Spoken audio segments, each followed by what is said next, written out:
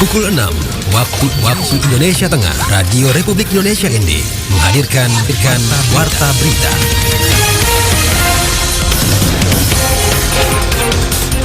Selamat pagi pendengar, Anda kembali mendengarkan Warta Berita untuk edisi hari ini Sabtu 22 Juni 2024 dengan Sari Berita.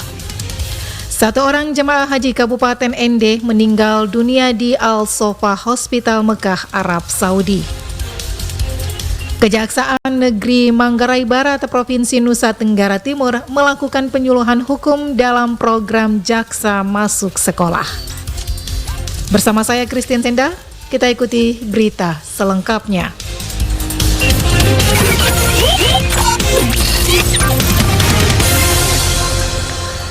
Salah seorang jemaah haji Kabupaten ND bernama Haja Fatimah Abdul Hamid dinyatakan meninggal dunia di Al-Sofa Hospital Mekah, Arab Saudi pada hari Rabu 19 Juni 2024 pukul 7 pagi waktu Arab Saudi atau jam 12 waktu Indonesia Tengah.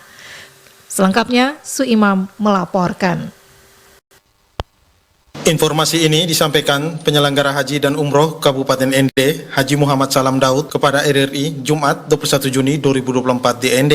Dia menuturkan meninggalnya almarhumah sangat mengagetkan keluarga, penyelenggara dan semua masyarakat karena tidak ada informasi bahwa beliau ini sakit parah yang mana semenjak keberangkatan semua para jamaah haji dalam keadaan sehat walafiat termasuk almarhumah yang paling enjoy dan rileks. Dijelaskan ketika pihaknya mendapatkan informasi sekitar jam 12 siang di hari Rabu dari Ketua Kloter, Ketua Rombongan, dan Ketua Regu bahwa almarhumah ketika pagi ba'da subuh sudah bangun mau melaksanakan sholat subuh, namun seperti apa tiba-tiba beliau tidak bisa bangun, jadi diupayakan dari pihak medis diantar ke Rumah Sakit Al-Sofa Mekah untuk menangani lebih lanjut, namun Allah berkehendak lain dan beliau dinyatakan meninggal dunia. Kami sebagai petugas langsung saat itu informasikan kepada pihak keluarga dan sore hari sekitar jam 5 sore menuju ke Pukumbara untuk menyampaikan berita duka itu. Haja Fatimah Abdul Hamid ini meninggal di Mekah pada hari Rabu tanggal 19 dan dikebumikan pada tanggal 20 ba'da subuh waktu Arab Saudi, seperti itu. Dikatakan Salam Daud, untuk kepastian penyebab meninggalnya almarhumah dikarenakan apa, pihaknya masih menunggu informasi lebih lanjut dari pihak rumah sakit yang disampaikan oleh dokter kepada kloter tersebut. Kita konfirmasi dijawab oleh ketua rombongan, ketua regu masih menunggu informasi resmi mungkin penyebabnya sakitnya apa segala macam, tetapi bisa dipastikan mungkin faktor kelelahan, kecapean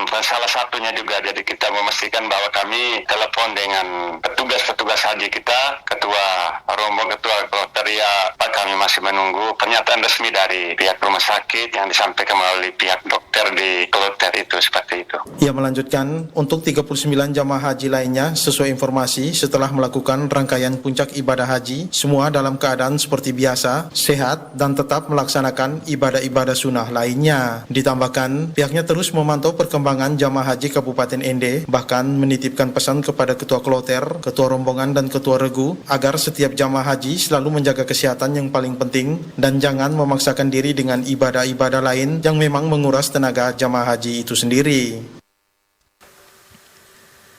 Kejaksaan Negeri Manggarai Barat Provinsi Nusa Tenggara Timur melakukan penyuluhan hukum dalam program Jaksa Masuk Sekolah. Dari SP Labuan Bajo, selengkapnya Rovinus Wula melaporkan. Kepala Seksi Intelijen Kejaksaan Negeri Manggarai Barat NAA Pradewa Arta kepada RRI pada Jumat 20 Juni 2024 di kantor Kejaksaan Negeri Manggarai Barat menjelaskan edukasi dilakukan agar para siswa mengetahui terkait hal-hal termasuk pelanggaran hukum serta dampak yang ditimbulkan. Kegiatan Jaksa Masuk Sekolah merupakan program bidang intelijen terkait dengan penerangan dan penyuluhan hukum dengan sasaran pelajar siswa sekolah mulai dari SD, SMP, dan SMA di Kabupaten Manggarai Barat. Adapun materi yang dibawakan dalam program Jaksa Masuk Sekolah terkait narkotika, judi online, kekerasan seksual kepada anak, dan perilaku koruptif serta mengenalkan terkait instansi kejaksaan. Kasih Intel Kejaksaan Negeri Manggarai Barat mengatakan mengedukasi para siswa sejak dini terkait praktik melawan hukum penting dilakukan untuk memberikan gambaran terkait dampak yang ditimbulkan dari perbuatan menyimpang. Sekolah SMA Loyola itu kegiatan yang ketiga. Kedua, kami di SMP 1 Komodo. Terakhir ini rencana kami masih mau bersurat dulu ke mana. Oh iya, rencana kami sasar yang daerah-daerah terpencil. Oh, di mana sudah sering kalau di kota-kota ini.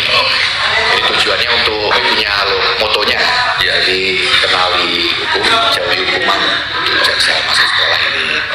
Untuk materi yang kami bawakan itu pertama itu terkait dengan itu kami jelaskan apa sih kejaksaan, terus ada bidang apa saja di dalam kejaksaan, terus ada formasi apa penerima CPNS di kejaksaan, terus yang kedua kami mengenalkan terkait dengan bahaya judi online di mana, terus bahaya narkoba terkait dengan pelecehan seksual juga kami terangkan, terus ada juga terkait dengan pertegas lagi ke anak-anak terkait dengan bahayanya korupsi, jadi perilaku koruptif kami jelaskan ke mereka. Kepala Seksi Intelijen Kejaksaan Negeri Manggarai Barat menambahkan program Jaksa Masuk Sekolah di Sekolah Menengah Atas Katolik Santo Ignatius Loyola Labuan Bajo disambut antusias pihak sekolah dan ratusan siswa-siswi diberi edukasi tentang bahaya judi online, narkoba, korupsi, kekerasan seksual oleh Kejaksaan Negeri Manggarai Barat berlangsung di Aula Arnoldus Jansen. Melalui edukasi, setidaknya para siswa sudah ada gambaran dan berharap materi yang sudah diberikan dapat dipahami dan dilaksanakan serta menjadi bekal dalam perjalanan hidup. RRI SP Labuan Bajo, Rufinus Fula melaporkan.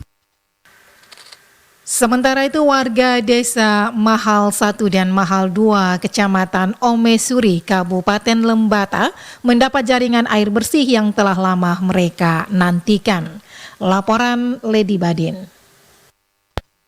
Program air bersih bagi dua desa di Kabupaten Lembata, yakni Desa Mahal 1 dan 2 di Kecamatan Omesuri tersebut diinisiasi oleh Yayasan Plan Indonesia yang secara resmi diserahkan kepada dua pemerintah desa di Lembata tersebut. Nasla Marisa, Direktur Pelaksana Program Implementasi Yayasan Plan Indonesia, menjelaskan bahwa jaringan pipa baru ini memiliki kapasitas untuk mengirimkan 10.000 liter air perharinya yang memenuhi kebutuhan 463 kepala keluarga di wilayah tersebut. Pembangunan jaringan ini juga merupakan bagian dari upaya untuk memastikan setiap anak memiliki akses terhadap air bersih sebagai hak dasar mereka untuk tumbuh dan berkembang dalam lingkungan yang bersih dan sehat. Sebelum ada jaringan baru ini, warga Desa Mahal 1 dan 2 harus menempuh perjalanan sejauh 2 km dengan medan yang curam untuk mendapatkan air bersih dari mata air yang berada di titik paling rendah di desa. Salah satu hak anak yang kami yakini dan itu sudah juga diakui bahwa anak berhak untuk tumbuh dan berkembang di lingkungan yang bersih dan sehat. Dan sekarang pemerintah nasional juga sedang fokus untuk pencegahan stunting, begitu juga di Plan kami punya program untuk pencegahan stunting, sehingga di NTT ini kami bekerja sudah cukup panjang, belasan tahun begitu ya. Jadi kami melihat air ini menjadi permasalahan utama di NTT, sehingga itu menjadi prioritas program Plan adalah memastikan setiap anak yang kami dampingi di NTT ini memiliki akses terhadap air, dan sekarang sudah hampir 100%. Pemerintah daerah dan masyarakat setempat diharapkan dapat menjaga dan mengelola jaringan air bersih ini dengan baik dan berkelanjutan. Perawatan kawasan hutan di sumber mata air juga dipandang sebagai prioritas penting untuk memastikan kelangsungan pasokan air bersih bagi warga desa tersebut. Nasla Marisa mengungkapkan dengan terselesaikannya proyek tersebut diharapkan kualitas hidup warga Desa Mahal 1 dan 2 akan meningkat serta memberikan dampak positif dalam upaya pencegahan stunting di wilayah tersebut. RRI Ender, Lady Badin melaporkan. Pemberdayaan penyandang disabilitas merupakan wujud kepedulian Forum Bela Rasa Difabel Nian Sika untuk memenuhi hak-hak kaum disabilitas di Kabupaten Sika. Organisasi ini lahir dari inisiatif Karitas Keuskupan Maumere dan beberapa komponen lainnya, termasuk yang aktif mendiskusikan isu-isu terkait disabilitas. Laporan Veranda Garus.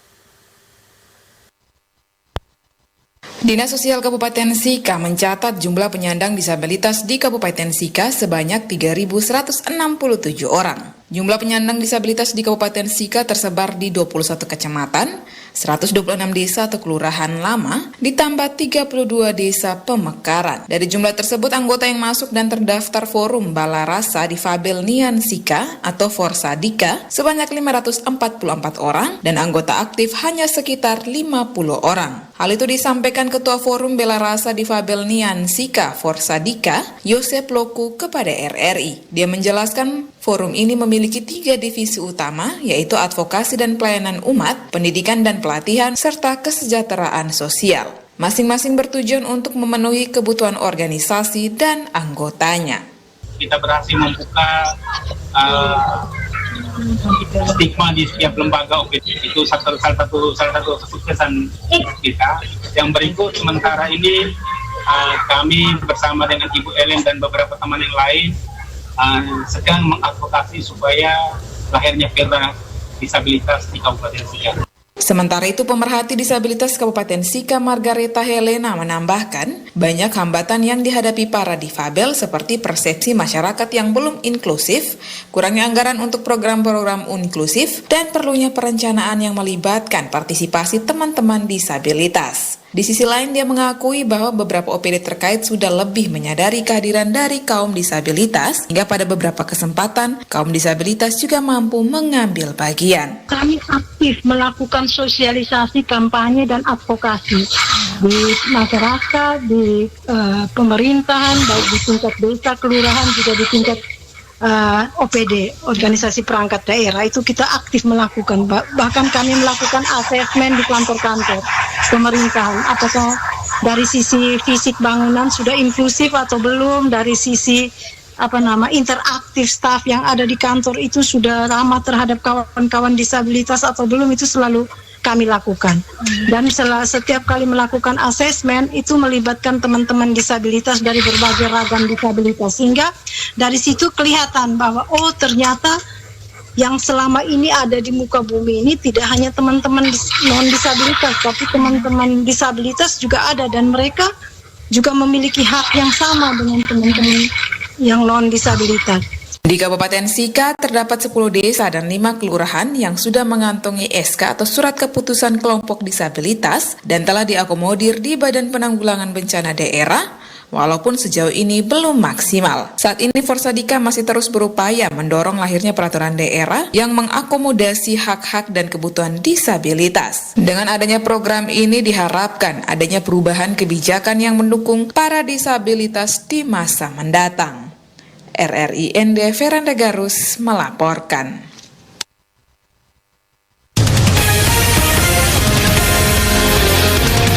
Anda sedang mendengarkan Warta Berita RRI ND.